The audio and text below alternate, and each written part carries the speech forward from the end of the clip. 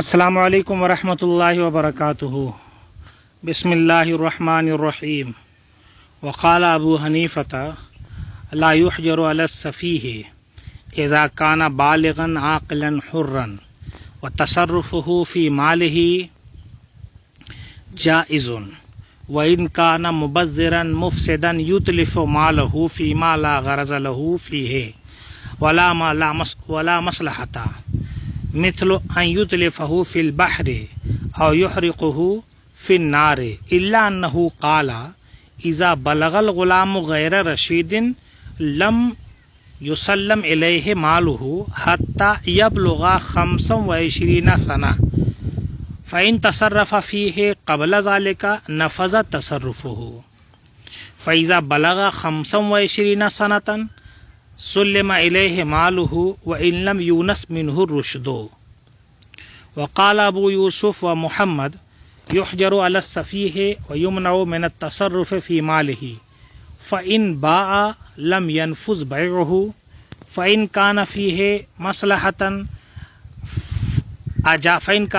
मस्लहतुन अजाज़हुल हाकिमु व इन आतक़ अब्दन नफ़ज़ इत्क़ुहु व काना अलल अब्द अन यसआ फ़ी क़ीमतिही व इन तज़व्वज इम्रअतन जाज़ निकाहुहु फ़इन सम्मा लहा महरन जाज़ मिन्हु मिक़दारु महरि मिस्लिहा व बतलल फ़ज़्लु।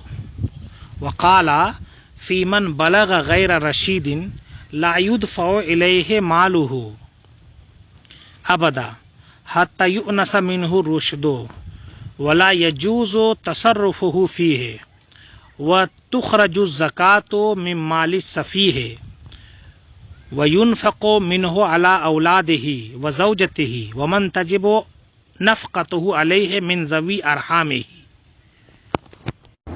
लोगों में कुछ ऐसे होते हैं जिनकी अक्ल पूरे तौर पर काम नहीं करती है, थोड़े बेवकूफ़ होते हैं और माल रुपया पैसा बर्बाद कर देते हैं।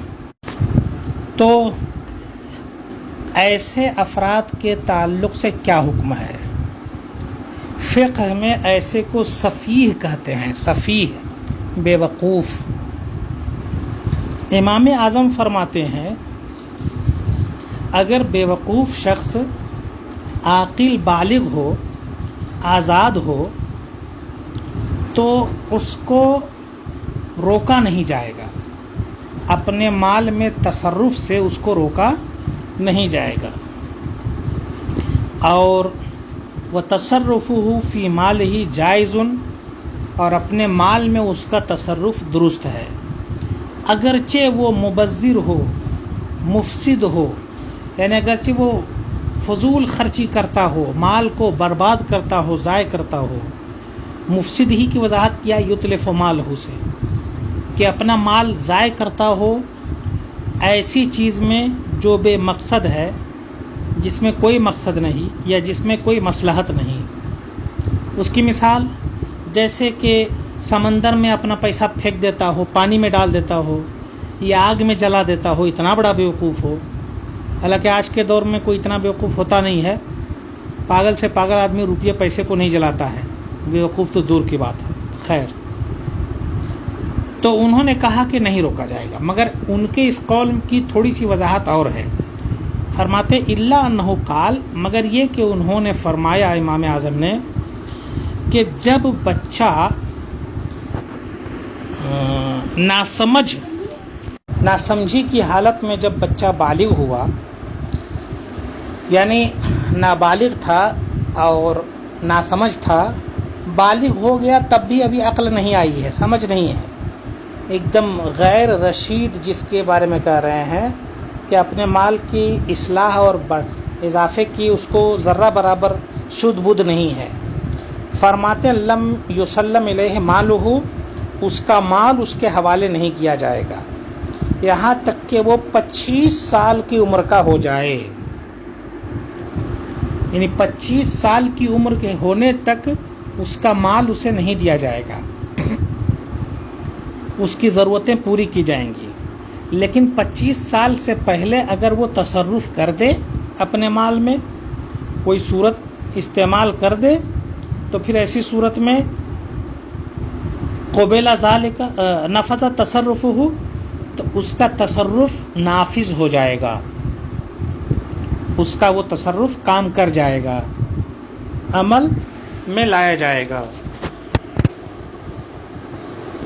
کیونکہ اہلیت بہرحال اس کے اندر ہے، مال اس کا ہے۔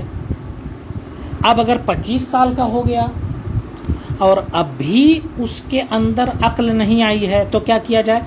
امام اعظم فرماتے ہیں اس کا مال اس کے حوالے کر دیا جائے، اگرچہ ابھی تک اس کے اندر عقل و فراست نہ آئی ہو، کیونکہ 25 سال کی عمر تک انتظار کیا جاتا ہے، بچپنا چلا جائے اور عقل آ جائے۔ اگر 25 سال تک عقل نہیں آئی تو اب عقل آئے گی نہیں اس کی، اور عقل آنے کے انتظار میں روکا گیا تھا، جب نہیں آئے گی تو پھر ایسی صورت میں اس کا مال اس کے حوالے کر دیا جائے گا۔ یہ تو امام اعظم کا قول ہے۔ صاحبین فرماتے ہیں بیوقوف پر حجر کیا جائے گا، روکا جائے گا مال کے اندر تصرف کرنے سے، اور مال میں تصرف سے اسے منع کیا جائے گا۔ لہٰذا اگر وہ بیع کرتا ہے، کوئی چیز بیچتا ہے، خریدتا ہے، تو اس کا کیا ہوا یہ سودا نافذ نہیں ہوگا، معلق رہے گا۔ حاکم اگر اس میں کوئی مصلحت دیکھے گا، فَإِنْ كَانَ فِيهِ مَصْلَحَةً، اگر اس میں کوئی مصلحت ہوگی، فَإِنْ كَانَ فِيهِ مَصْلَحَةٌ، اگر اس میں کوئی مصلحت ہوگی تو حاکم اس کی اجازت دے دے گا، نافذ کر دے گا۔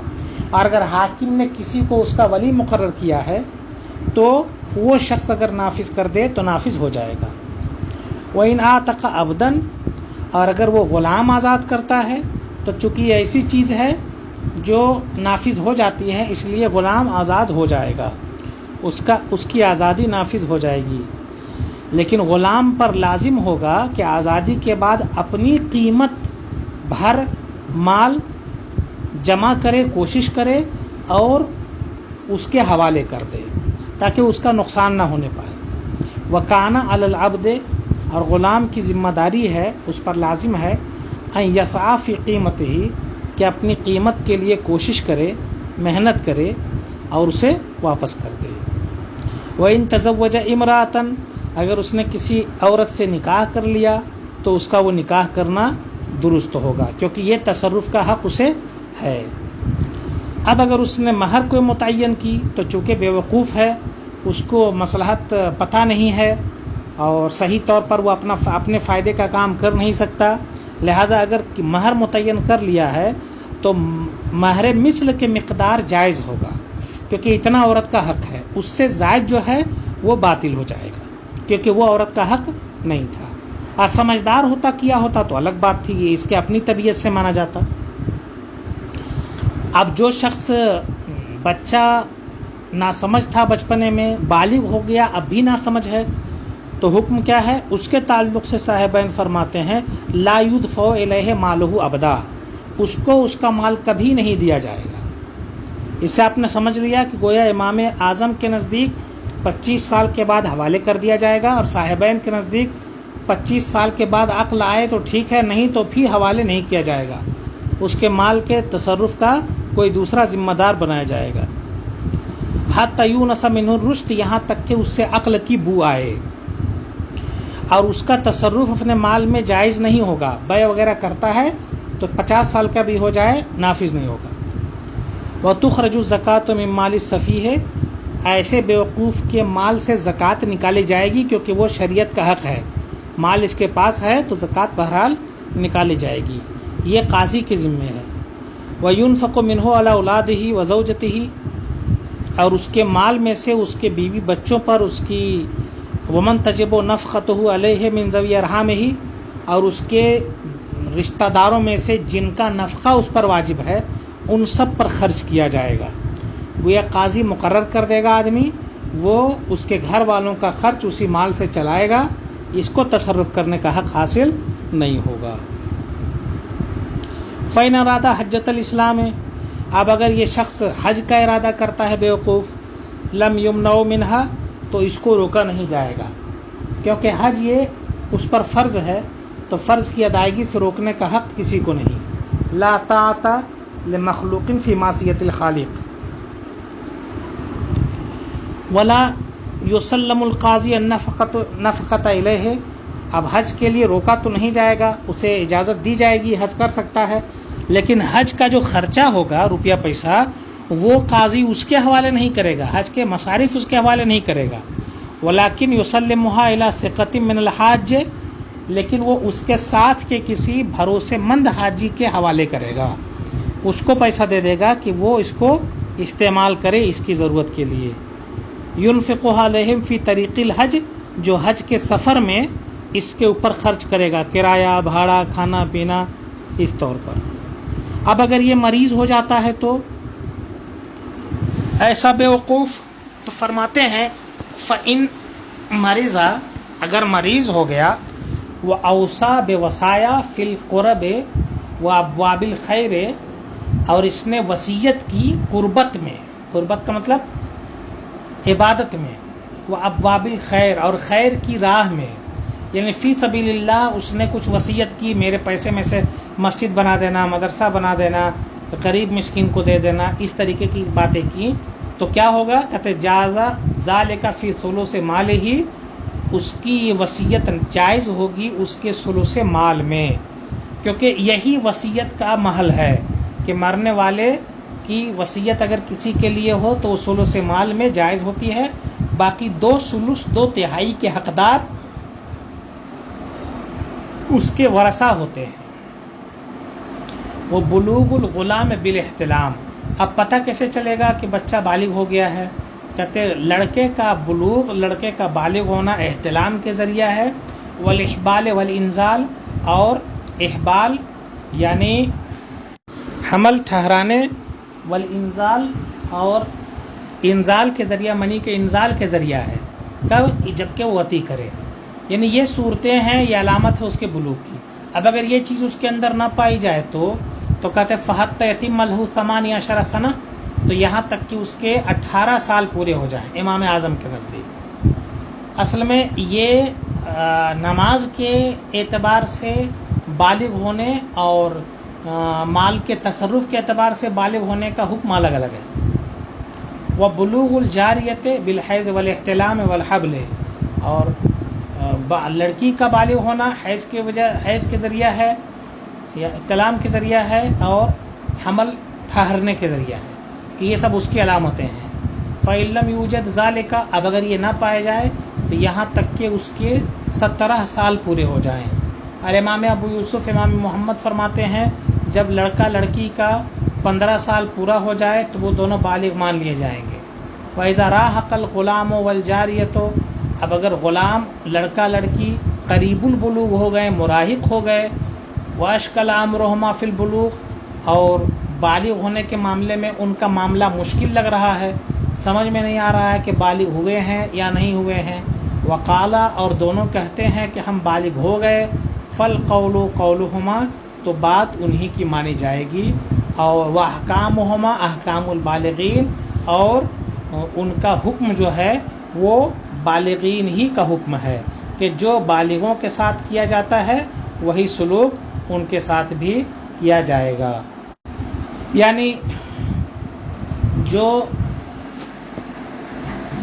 بالغین کا معاملہ ہے وہی معاملہ ان کے ساتھ ہوگا، اور اسی طرح کے مکلف اب یہ بھی سمجھے جائیں گے.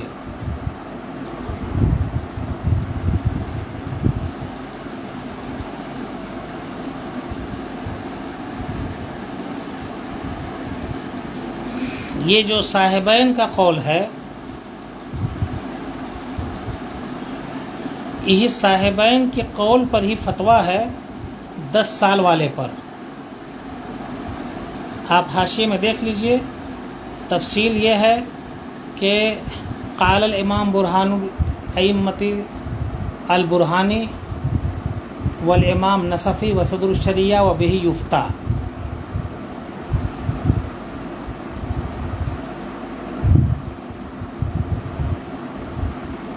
اور معاملہ یہ ہے کہ صاحبین کا جو قول ہے یہی امام اعظم سے بھی مروی ہے. آخر میں دیکھیے وہ علیہ الفتویٰ، اسی پر فتویٰ ہے. تو بہرحال اسی کا اعتبار ہوگا. اب اگلی گفتگو اور انشاءاللہ کل کے سبق میں سماعت کریں.